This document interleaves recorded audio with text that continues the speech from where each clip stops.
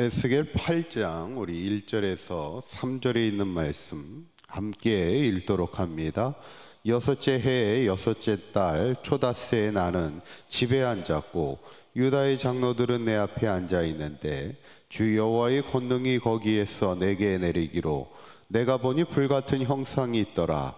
그 허리 아래의 모양은 불같고 허리 위에는 광채가 나서 단쇠 같은데 그가 손 같은 것을 펴서 내 머리털 한 모숨을 잡으며 주의 영이 나를 들어 천지 사이로 올리시고 하나님의 환상 가운데 나를 이끌어 예루살렘으로 가서 안뜰로 들어가는 북향문 문에 이르시니 거기에는 질투의 우상 곧 질투를 일어나게 하는 우상의 자리가 있는 곳이라. 아멘. 우리가 계속해서 에스겔의 말씀을 나누고 있는데, 에스겔 선지자는 이스라엘 민족이, 유다 민족이 바벨론 포로로 끌려갔을 때 하나님이 그 바벨론 땅에서 하나님의 말씀을 전하게 하신 선지자이지만, 사실은 이제 바벨론에 끌려가기 이전에 예루살렘이 멸망당할 그때부터도 하나님의 말씀을, 또 예루살렘의 멸망을 예고하였었던 것을 보게 되고, 오늘 본문을 보면 왜 예루살렘이 멸망받을 수밖에 없었는지를 하나님이 환상 가운데 그에게 보여주시는 것을 보게 됩니다. 특별히 에스겔 선지자는 하나님이 주신 능력 가운데 하나가 환상을 보는 능력이 있었어요. 그래서 에스겔을 통하여 나중에는 유다 백성들을 향한 희망의 말씀도 환상을 통하여 주시는 그 말씀을 보게 되는데, 오늘 하루도 하나님의 영이 그를 환상 가운데 이끌어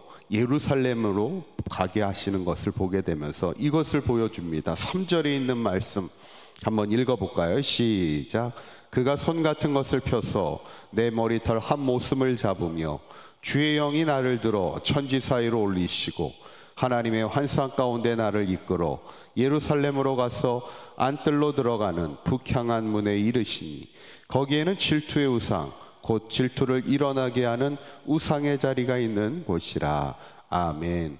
어디로 가게 되냐면 안뜰로 들어가는 북향한 문에 이르렀을 때 거기에 어떤 자리가 있는 곳이라고요? 우상의 자리가 있는 곳이라 그러는 거예요. 하나님을 예배해야 될 예루살렘의 성전이 하나님을 예배하는 자리가 아니라 우상을 섬기는 자리로 변질됐다는 거예요.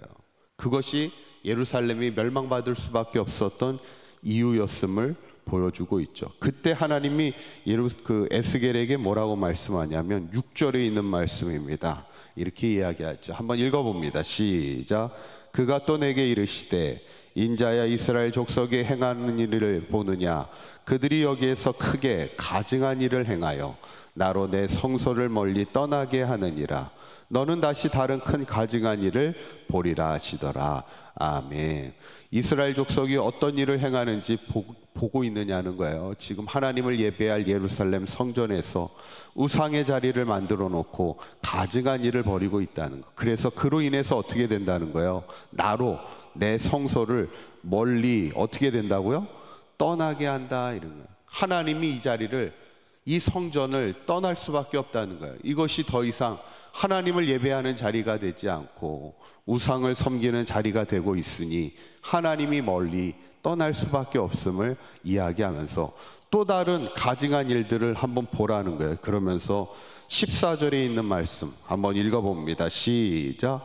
그가 또 나를 데리고 여호와의 전으로 들어가는 북문에 이르시기로 보니 거기에 여인들이 앉아 담무스를 위하여 애곡하더라. 아멘. 누구를 위하여 애곡해요? 담무스라는 이방 우상을 향해 애곡하더라는 거예요. 그러니까 사방 곳곳에서 하나님을 예배해야 될 자리에서 하나님을 예배하는 것이 아니라 이방 우상들을 섬기고 있는 것이 곳곳에서 보여지게 되는 것을 봅니다. 마지막 16절에도 이렇게 나와요. 한번 16절에 있는 말씀 읽어보도록 합니다. 시작. 그가 또 나를 데리고 여호와의 성전 안뜰에 들어가시니라. 보라, 여호와의 성전문 곧 현관과 제단 사이에서 약 25명이 여호와의 성전을 등지고 낯을 동쪽으로 향하여 동쪽 태양에게 예배하더라. 아멘. 누구에게 예배해요? 동쪽 태양에게 예배하고 있다는, 그것도 여호와의 성전 안뜰에서 하나님을 예배하는 것이 아니라 동쪽 태양에게 예배하게 되고, 그래서 결국 하나님이 그 성전을 떠날 수밖에 없고 결국 예루살렘이 멸망할 수밖에 없음을 우리에게 말씀하고 있는 거죠. 어쩌면 가장 안타까운 모습입니다. 하나님을 예배해야 될 성전이 하나님을 예배하지 못하고 하나님을 예배하는 것이 아니라 이방 우상을 섬기는 자리가 되었을 때 결국 그 땅이 멸망받을 수밖에 없다는 것. 얼마 전에 제가 중부연에 이렇게 소식을 들어볼 때, 강화에 있는 교회인데 강화에 있는 교회들 가운데도 100년이 넘은 교회들이 많이 있습니다. 근데 그 교회 역시도 100년이 넘은 교회인데 그 교회가 이제 더 이상 운영이 되지 않다 보니까 결국 매각이 됐는데, 그 교회를 누가 샀냐면 이제 일반 사업자가 사게 돼서 그 교회를 개조해서 카페를 만들게 됩니다. 그런데 이게 완전히 허물고 진 게 아니라 교회 기존에 있는 건물의 모양이 유지되면서 아마 실내를 인테리어를 바꾸면서 하다 보니까 이제 그 교회의 어떤 모습들이 그대로 있어요.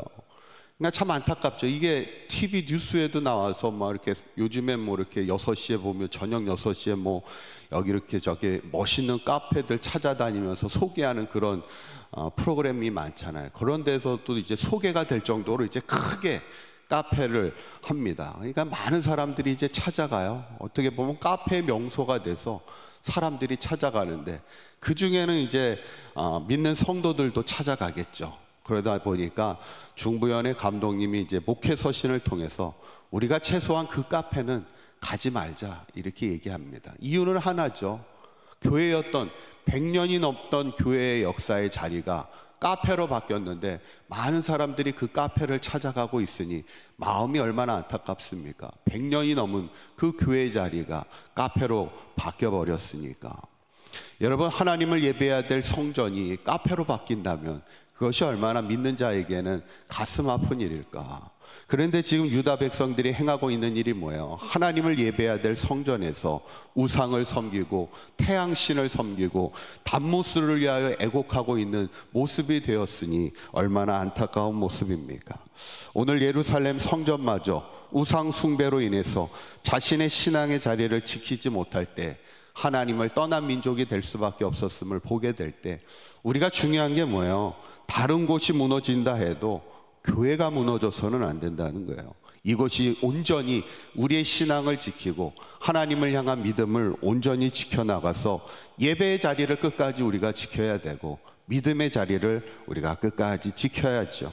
그리고 더 나아가서는 교회가 이 땅에 희망을 세워가는 교회가 돼야지, 교회마저 무너지고 세상의 자리로 변질된다면 그것만큼 절망적인 건 없는데, 바라기는 우리 사강교회가 이곳이 믿음의 자리를 끝까지 지키고 기도의 자리를 끝까지 지키고 하나님을 향한 예배의 자리를 끝까지 지키며 이 땅에 희망을 세워갈 수 있는 아름다운 교회로 늘 승리할 수 있기를 우리가 함께 기도하며 그 자리를 지켜나가는 저와 여러분들의 삶이 되시기를 주님의 이름으로 간절히 축원합니다. 기도하겠습니다. 고맙고 감사하신 하나님, 예루살렘 성전의 신앙이 무너질 때 예루살렘은 하나님이 떠난 곳이 되며 멸망받을 수밖에 없었음을 보게 됩니다. 우리가 먼저 교회를 바로 세워가게 하시고 예배의 자리, 기도의 자리, 믿음의 자리를 지킬 수 있는 우리가 되게 하여 주시옵소서. 이 교회가 정말 세상의 절망 가운데 있는 세상을 향하여 희망을 세워가는 하나님의 뜻을 전하는 아름다운 교회와 성도가 될 수 있도록 끝까지 그 믿음 사명 지켜나가는 우리 사강교회가 될 수 있도록 인도하여 주시옵소서.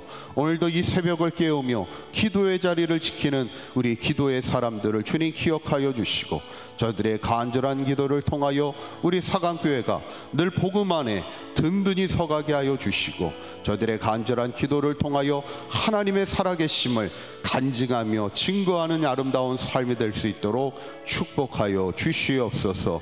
오늘 하루도 주님과 동행하는 복된 하루가 되게 하시고, 오늘 하루도 주의 영광을 나타나는 아름다운 삶을 살아가는 우리 사강교회 모든 성도들의 삶이 되도록 인도하여 주시옵소서.